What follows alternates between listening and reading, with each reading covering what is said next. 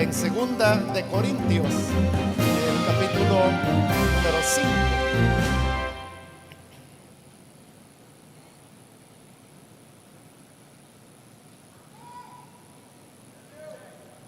Bueno, dice la palabra del Señor en segunda de Corintios, capítulo 5, el versículo 19. Dios estaba en Cristo reconciliando consigo al mundo, no tomándoles en cuenta a los hombres sus pecados, y nos encargó a nosotros la palabra de la reconciliación. Amén. Solamente eso leemos, hermanos. Pueden tomar sus asientos, por favor.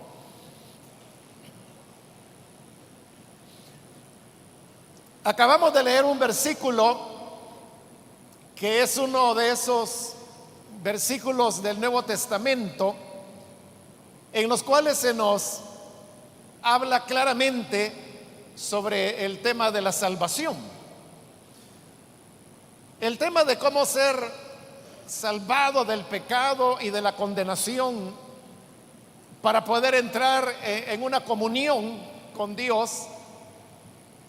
Es una de las preocupaciones e intereses que el ser humano ha mostrado desde que existe. Y en esa búsqueda de querer reconciliarse con Dios es que el hombre fue ideando a lo largo del tiempo diversos ritos, creencias, fue elaborando religiones que tenían sus propios cultos y su propia manera de querer agradar a Dios. Un elemento bastante común que se encuentra en la totalidad de las religiones es que siempre hay una idea de que a Dios se le va a agradar por medio de un sacrificio. Este sacrificio puede ser la de una víctima, como por ejemplo pensar desde los cultos más antiguos y primitivos, cuando el ser humano pensaba, por ejemplo, que los volcanes eran dioses, y entonces lo que hacían los pueblos que vivían en los alrededores de los volcanes era sacrificar víctimas para aplacar el enojo de estos dioses que para ellos constituían los volcanes. Cuando había, por ejemplo, movimientos sísmicos, o cuando un volcán comenzaba a expulsar fumarolas, y ya no se diga si había una erupción, estos pueblos interpretaban que el dios de este volcán estaba enojado por alguna falta, algún error o alguna omisión que se había cometido, y entonces era que para contentarlo, dentro de la concepción religiosa que ellos tenían, comenzaban a ofrecer sacrificios. Estos sacrificios podían ser de animales, víctimas a las cuales mataban, pero que ellos pensaban que sacrificando, por ejemplo, 50, 100 o 300 bueyes, era la manera de alegrar a este Dios y apaciguarlo. En otros casos las víctimas eran humanas, y al pensar en víctimas humanas, había pueblos que lo que hacía es que entablaban una batalla contra algún pueblo enemigo, y a los prisioneros de guerra eran a los que ofrecían como víctimas para apaciguar a este Dios. En otras ocasiones no eran prisioneros de guerra, sino que eran miembros de su misma tribu, algunas veces sus propios familiares. Y ahí estoy poniendo, hermanos, solamente el ejemplo de aquellos pueblos que llegaron a conceptualizar que, por ejemplo, en los volcanes habitaban dioses, que podían estar enojados o que podían estar tranquilos, dependiendo cómo era la respuesta o las condiciones en que este volcán estuviera. Pero también habían otros pueblos que pensaban que, por ejemplo, el mar era un dios, que los cielos eran un dios, que la lluvia era un dios, que el fuego era un dios, que el sol era un dios, que la luna era una diosa. En fin, el hombre vio en todas las obras de la creación expresiones de los que él pensaba que eran divinidades. El cristianismo es, hermanos, también la fe que el Señor dio a través de su palabra y del Señor Jesucristo. Y el cristianismo también está basado en que la relación del ser humano con Dios está basada en un sacrificio.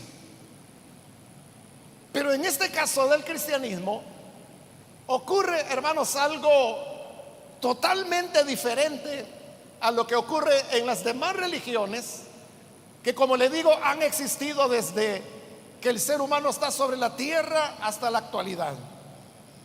Son millares y millares de ideas religiosas que han surgido, pero solo el cristianismo tiene la característica que encontramos en este versículo que acabamos de leer. Y es donde dice que Dios estaba en Cristo reconciliando consigo al mundo.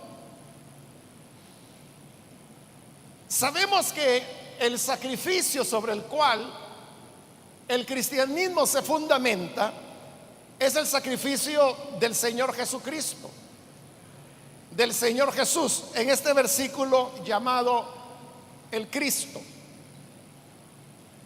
Pero Jesús no solamente fue una víctima que los hombres buscaran para ofrecerlo en sacrificio por el pecado. Realmente, aunque Jesús fue asesinado, nadie tenía en mente que en ese acto de quitarle la vida crucificándolo se estuviera pretendiendo ofrecer una víctima de sacrificio.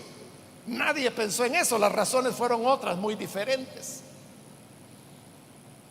Pero el hecho es de que Jesús llegó a ser la víctima. Pero la diferencia es, hermanos, que en esta ocasión no es el pueblo o la tribu o el clan, lo que sea, buscando a una víctima para ofrecérsela a Dios y reconciliarse con Él, sino que lo sorprendente es que este versículo dice que Dios estaba en Cristo.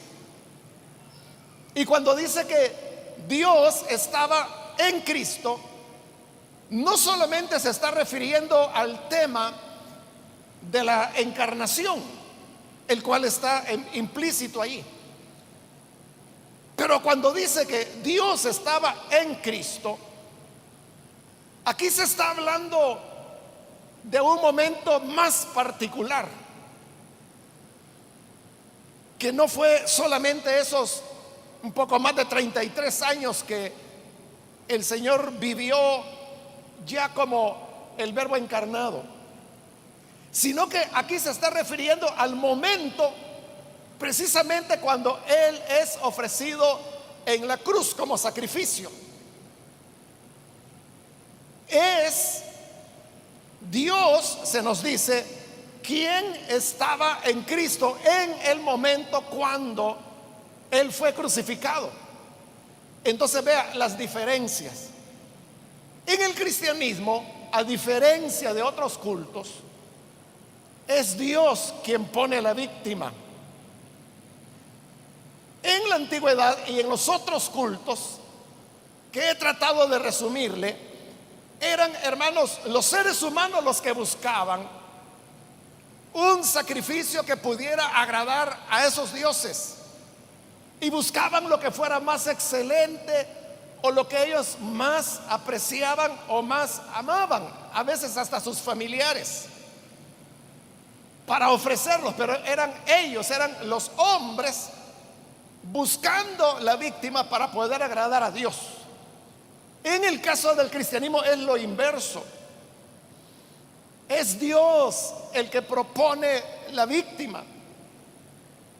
Y la víctima no era apreciada o amada por los seres humanos, sino lo contrario, era el amado del Padre, porque se trataba de su único hijo.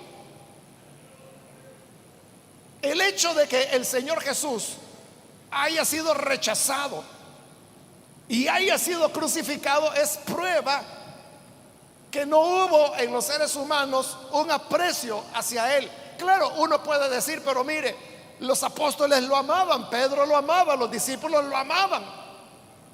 Sí, le tenían un cariño, pero estamos hablando no de ese pequeño grupo de seguidores que él tuvo, que después de su resurrección apenas se contaban en unos 120, dice el libro de los Hechos. Pero hablando a nivel de la humanidad que había en esa época, el Señor no fue valorado. Por eso es que el profeta Isaías, allá en el capítulo 53, siglos antes de que Jesús viniera, ya había anunciado y había dicho que los seres humanos no verían en él ningún parecer, que no lo valorarían, y al contrario sería despreciado y desechado de los hombres. Entonces es Dios quien amaba a la víctima y es Él quien la está poniendo.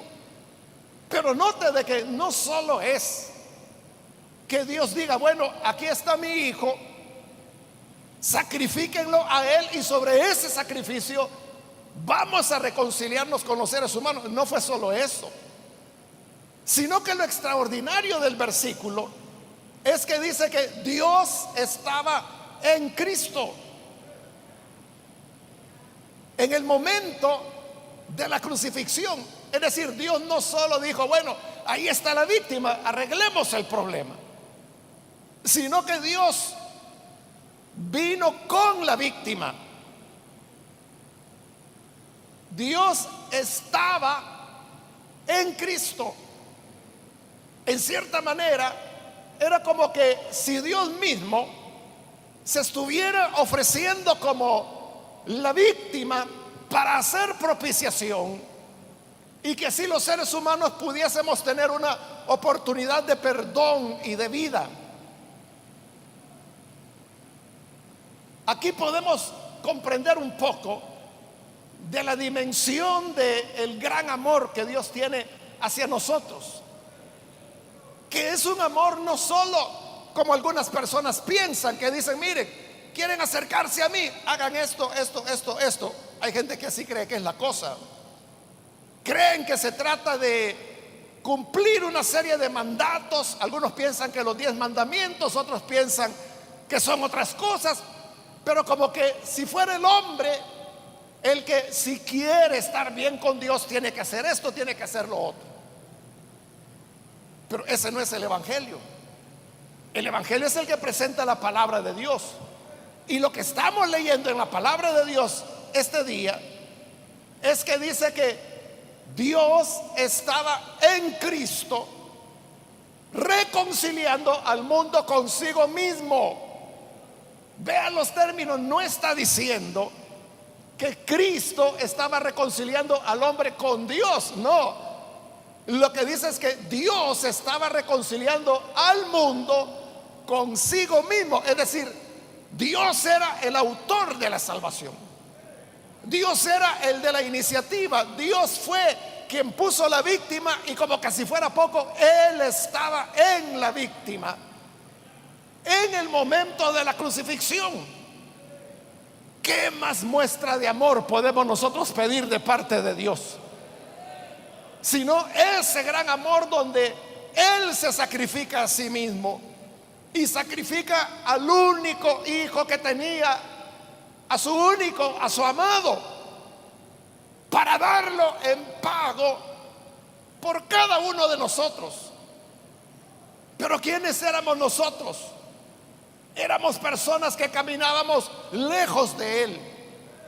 Como dice la Escritura, sin Dios y sin esperanza. No teníamos a Dios en nuestra noticia, lo cual significa que Él no importaba. Vivíamos la vida como queríamos. No nos interesaba si Él tenía algo que decir, algo que enseñarnos. Simplemente no nos importaba.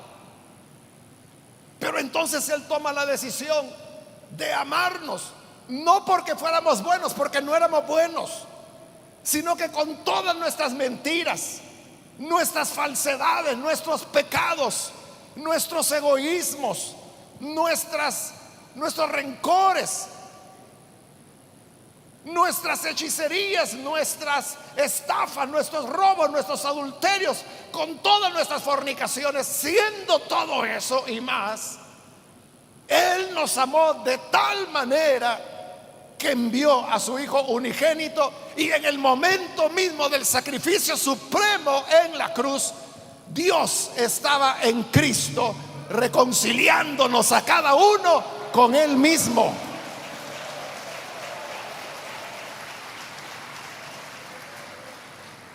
Pero dice además este versículo 19, no tomándoles en cuenta a los hombres sus pecados. Cuando dice que en ese momento del sacrificio Dios no tomó en cuenta los pecados de los hombres, no significa que Él se hizo el desentendido con el pecado, o que Él no le dio importancia al pecado. No significa que Él justificó nuestros pecados. No. Al decir que no los tomó en cuenta, tiene que ver, hermanos, con lo que le estaba diciendo hace un momento. Y es que Él no nos vio como lo que éramos y lo que merecíamos, porque lo que merecíamos era la muerte. Desde el Antiguo Testamento los profetas ya lo habían dicho, que todo aquel que pecara moriría. Y está hablando de la muerte de condenación. Y si queremos ir más atrás, a los inicios del hombre, cuando Dios colocó a Adán y a Eva en el jardín, en Edén, Él les dijo que del árbol y del conocimiento, del bien y del mal, no debían comer, porque les advirtió: el día que coman de él, en verdad van a morir. Ahí estaba quedando claro que si el hombre pecaba, que fue lo que hizo, Él dijo: morirán. Y otra vez estaba refiriendo a la muerte eterna, a quedar eternamente separados de Dios. Entonces, ¿qué es lo que el ser humano merece? La muerte. Pero cuando dice que Él no tomó en cuenta los pecados de los hombres, es como que si Dios hubiera hecho un paréntesis y hubiera dicho: oigan, paremos esta locura, donde el ser humano ha estado viviendo como le da la gana, y eso lo ha arrastrado, hermanos, a todos los dolores y sinsabores que uno puede ver hoy en día por todos lados. Obviamente, producto de nuestra desobediencia, producto de no haber escuchado la voz de Dios ni haber obedecido su palabra. Pero Él dice: bueno, paremos eso y hagamos una pausa. Y en esta pausa yo no le voy a echar en cara sus pecados pasados. Yo no los voy a ver como pecadores, y tampoco les voy a pagar lo que merecen. Hagamos algo. Yo voy a poner la víctima perfecta, el Hijo de Dios, su propio Hijo. Pero como ya dijimos, En el momento cumbre del sacrificio, Dios estaba en Cristo para reconciliarnos con Él. Si Dios hubiera tenido en cuenta nuestros pecados, hermano, no nos hubiera enviado nada, ni un ángel, ni un serafín, nada, ni siquiera un ser humano. Si hubiera tenido en cuenta nuestros pecados, porque ya no merecíamos más que la muerte y la condenación eterna. Pero Él envía a su Hijo, y Él estaba en Cristo, en su Hijo, en el momento del sacrificio. Entonces, a eso se refiere cuando dice que no tomó en cuenta nuestros pecados. Y eso es lo que Dios está haciendo hoy, en este momento. Y es que nos dice a cada uno: hagamos un pacto, paremos esto, haz un alto en tu vida y reflexiona. No voy a tomar en cuenta tus pecados. Mira todo lo que debes, todo lo que mereces, todo lo que en lo que te has convertido. Pero Dios dice: no voy a ver eso, sino que ahora te propongo algo. Yo pongo la base del sacrificio, es mi Hijo, y yo estuve en Él cuando Él fue sacrificado con el fin de reconciliarte. Aprovecha ahora para creer, porque creyendo tú podrás entrar en esa relación con Dios, y esos pecados que Dios decide no tomarlos en cuenta serán correctamente cancelados por la sangre de la víctima inocente, que nos limpiará de todo mal, de toda culpa, de toda maldad.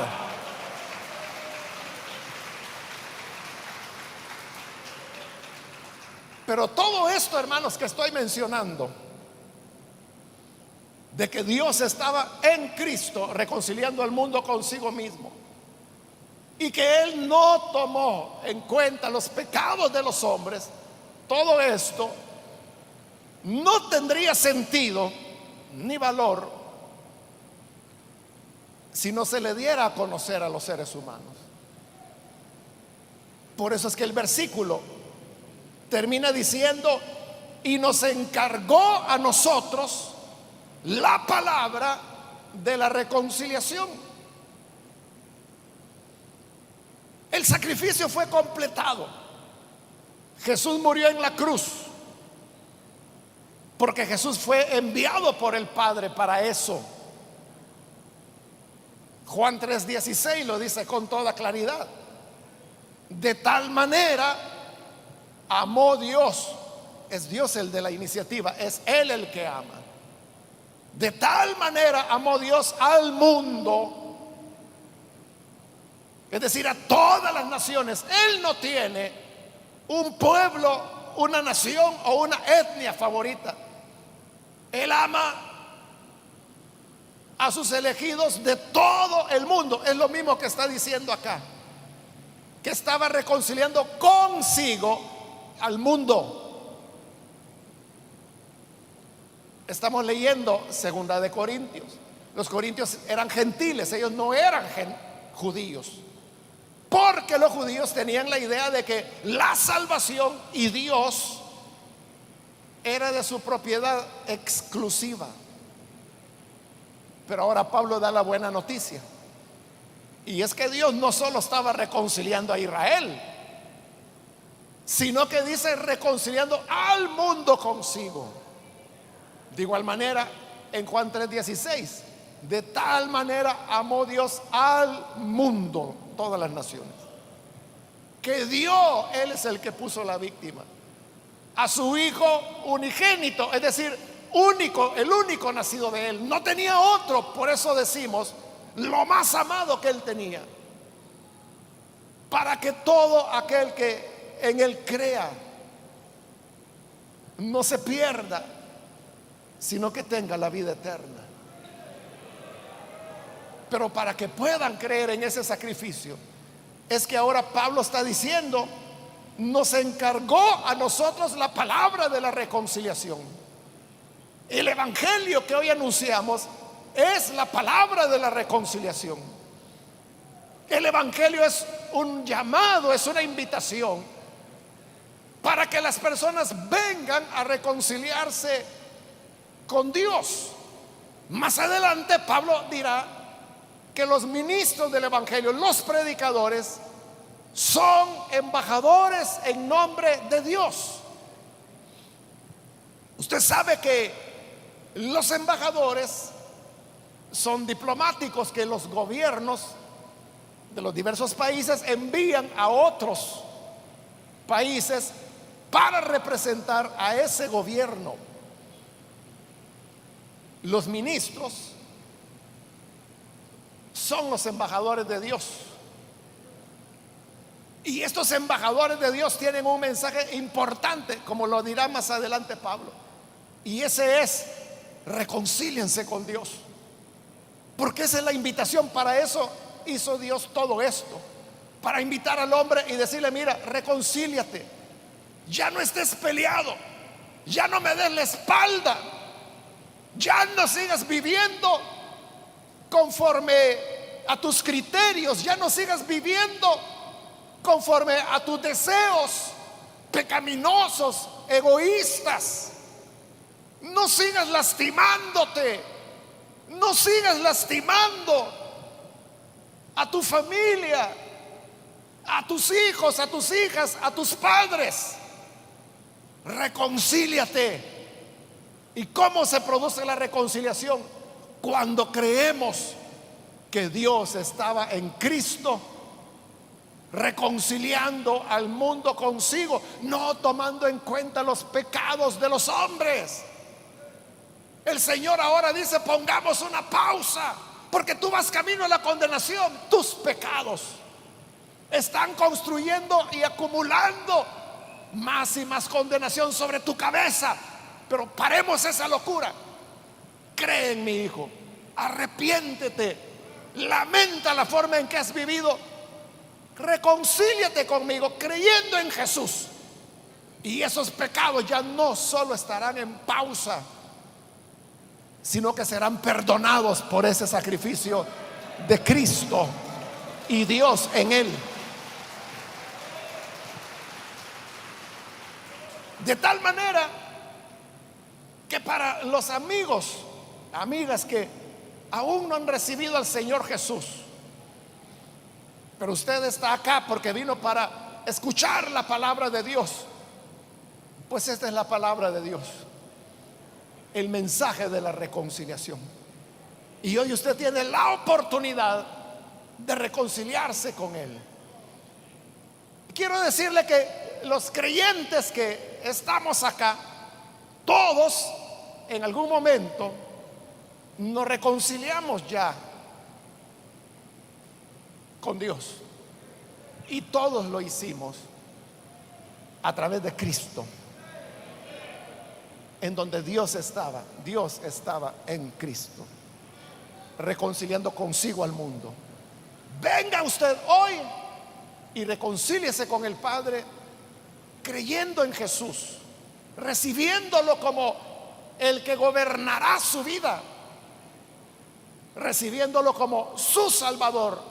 Y eso significa abandonar sus esfuerzos humanos para salvarse y confiar en que la obra que Cristo hizo, estando Dios en él, no se puede comparar con ninguna obra ni esfuerzo que usted pueda hacer. Solo nos queda confiar en esa misericordia de Dios. Vamos a cerrar nuestros ojos, y antes de hacer la oración, yo quiero invitar a las personas que todavía no han recibido al Señor Jesús como su Salvador, pero usted ha escuchado hoy esta exposición del Evangelio. Como dije al principio, este es uno de los versículos del Nuevo Testamento que presentan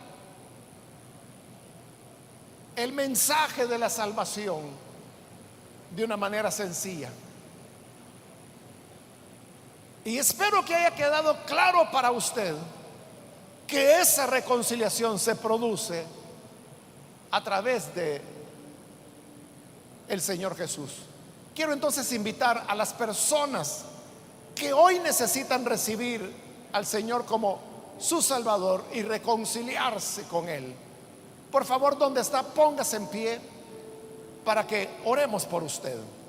Cualquier amigo o amiga que hoy necesita recibir a Jesús, reconciliarse con Él, póngase en pie.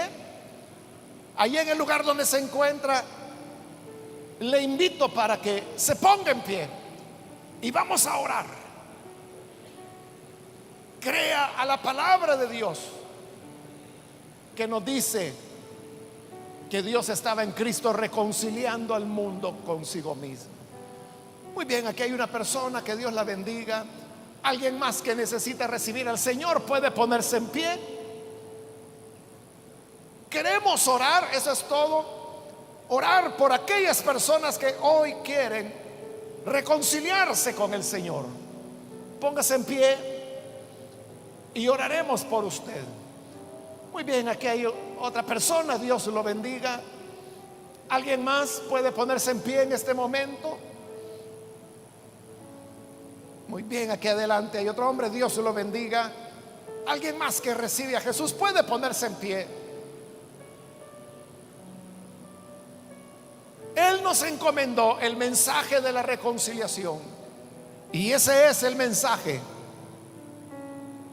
que hoy hemos presentado, de todo lo que Dios hizo, de su amor inmensurable para todo aquel que crea. ¿Quiere usted creer? Póngase en pie. ¿Alguien más que lo hace? Venga al Señor. Él le invita y dice: no sigamos más en esto de que tú huyes, te escondes, das la espalda. Reconciliémonos, dice el Señor. Muy bien, aquí hay un joven que se pone en pie, Dios lo bendiga. Allá atrás hay otra persona, Dios lo bendiga.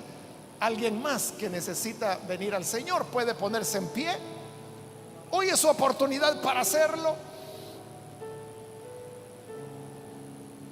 Quiero invitar también, si hay hermanos o hermanas que se han alejado del Señor, pero hoy necesita reconciliarse, póngase en pie también. Si se alejó del Señor es porque usted ya probó esto de la reconciliación, ya sabe que lo que estoy diciendo es verdad porque ya lo probó. Pero a veces, como seres humanos, nos descuidamos, nos rebelamos, nos volvemos atrás. Pero hoy puede reconciliarse. Póngase en pie para que lo incluyamos en esta oración. Alguien que lo hace, venga hoy, le animo para que pueda recibir al Señor, reconciliarse con Él. ¿Hay alguna persona más?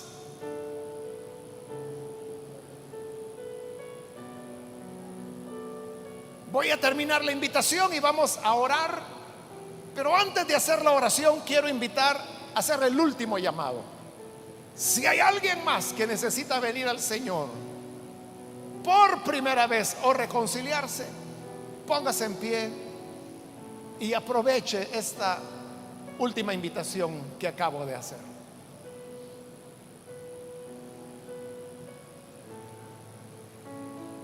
A usted que nos ve por televisión, le invito para que se una con estas personas que aquí están recibiendo al Señor. Ore con nosotros y reconcíliese con Dios.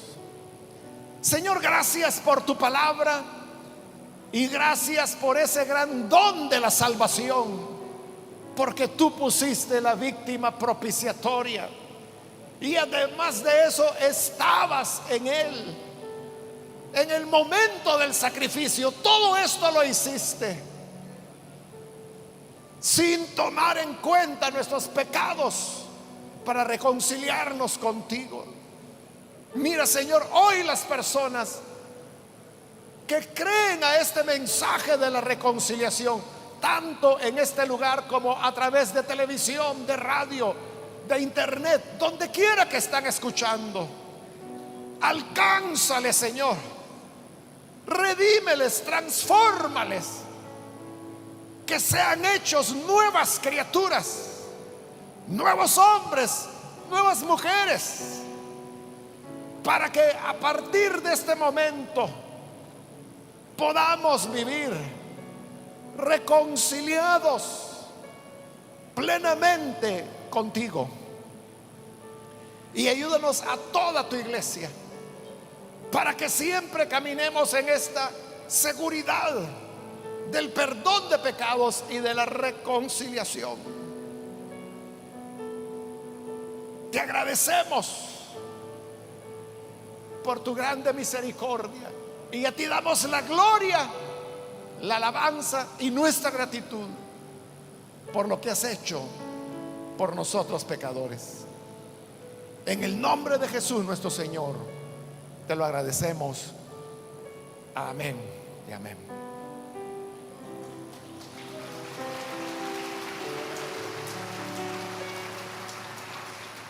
Amén.